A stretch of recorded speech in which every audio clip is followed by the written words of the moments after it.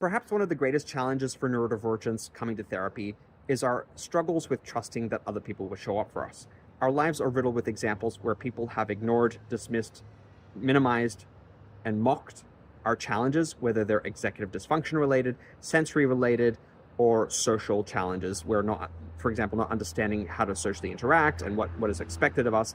We're often kind of pushed to the side and left with this perception that if we do ask for help, we're going to be treated in any of those ways I described. And this leaves us with this perception that people are inherently not trustworthy. A history of chronic ongoing relational stress and trauma can lead to chronic post-traumatic stress disorder, which leaves us even more reluctant to be vulnerable because we believe that being vulnerable is going to leave us exposed to further harm and social rejection. So many of us become socially withdrawn or avoidant. We don't show our weak flanks to anyone. We don't confide in other people because it could be used against us or just dismissed and minimized.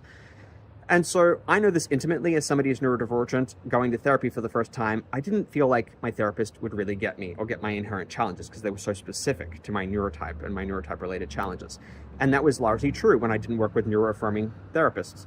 They could relate to my challenge from a universal standpoint, but they didn't understand the intricacies of what I was going through. Of course, I gave it a shot and I was open to connecting and sharing about it, but I often felt like my therapist didn't get it. So as a neurodivergent therapist, I try to be neuroinformed and neuroaffirming and understand these inherent challenges and connect with clients about them so that they don't feel that way.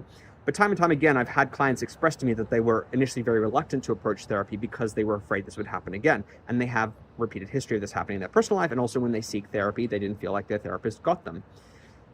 That is so invalidating and isolating, and it just reinforces this negative loop of believing that we can't trust people, so we don't trust them and we never invest in them, and so we keep being withdrawn and avoidant and never getting the help and the loving care and attention that we deserve, the understanding, the empathy, the compassion that can help us heal and move forward from the wounds of being ignored and minimized.